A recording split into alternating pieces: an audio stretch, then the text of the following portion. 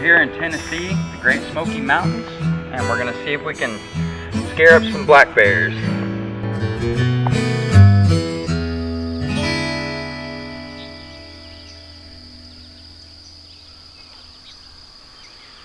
It's 95 degrees out, but the woods are thick and shaded. We found a barred owl by a creek. And in that darkness, I was able to get closer to a pileated woodpecker than I've ever been before. I kept my ISOs reasonable by exposing to the darkness as I saw it.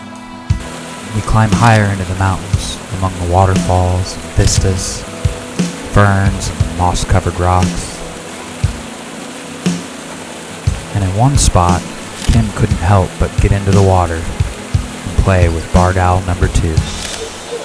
As darkness fell and we headed back to the lodge, we finally encountered our first American black bear, illuminated in the headlights of the car in front of us.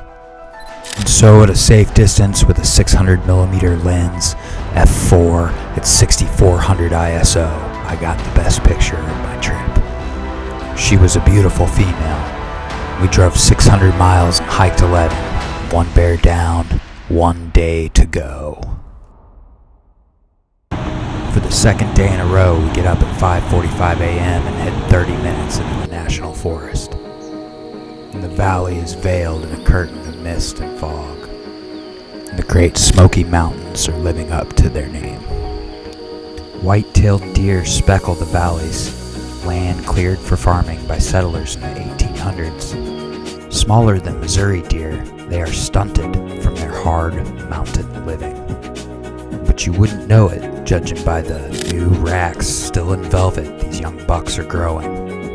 And in a few months' time, they'll use their new weaponry to impress some single ladies like these 2 does.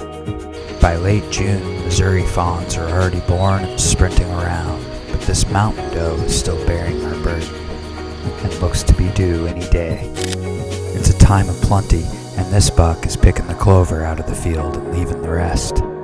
As I hid behind a tree downwind at the edge of the clearing, my lens resting on a low branch, these 2 bucks grazed towards me closer and closer and gave me quite the show. But I'm going to have to go further if I'm going to find some more bears. I'm running out of time. The grass is just tall enough to hide a bear and make me nervous, so I make as much noise as I can as I walk towards the far tree line on the other side of the valley. But that didn't scare away this turkey hen. She didn't sprint, she didn't fly away, and when I was trying to figure it out, I noticed some small balls of fluff in the grass behind her. This was my first time seeing wild turkey chicks this small. They can't be but 2 or 3 weeks old. They are cute little spotted guys. Mom had a total of 8 chicks in tow. But where are the bears? Turns out, they're everywhere. And I was right to be nervous about that tall grass. And every time I saw a bear, it got bigger.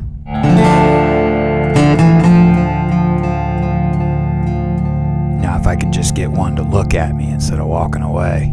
This fella looked like he had a hard spring. Well, that's almost looking at me. Maybe this guy will do it for me. Come on.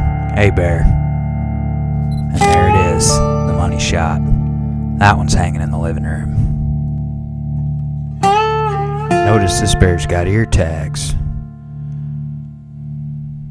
If I can see the numbers in any of the photos I got, I'll be able to call in, get all the information about him. Age, weight, when he was tagged, why he was tagged.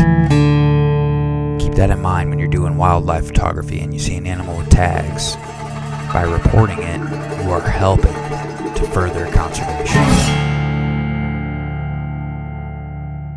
Y'all ready to see some baby bears now?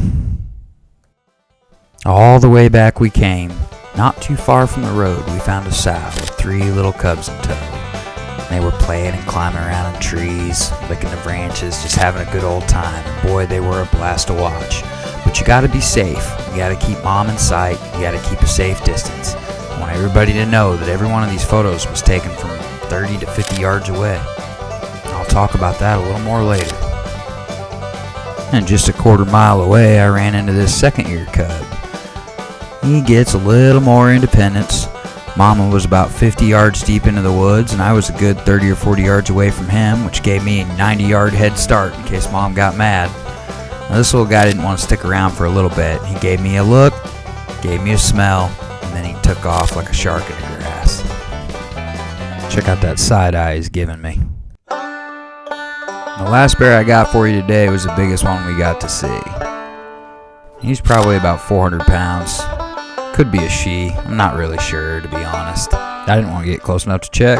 And he or she was 10 feet in the air on branches, seemed way too small to support it. Just going to town in this apple tree. And we got to spend the most time with this bear. And I had a old barn in between the bear and myself that I could kind of hide behind. And there he's reaching up for an apple from the ground. And it was just really neat to watch him. But that brings me to something that I wanted to talk about. There are a lot of people in these parks that are just not being safe. So if you go to Cades Cove and what you're taking pictures with is your camera phone, please stop approaching the bears. I can't tell you how many people I practically had to grab by the scruff of the neck and drag backwards just to keep them from being mauled to death.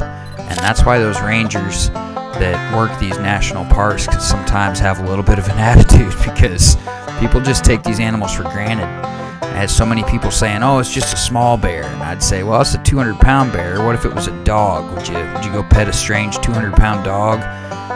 Just remember that they're a wild animal, and that makes them unpredictable, no matter how tame they seem. Be careful out there. Thank you, everybody. Please like and subscribe. Feel free to comment below. Really appreciate all my subscribers. Thank you.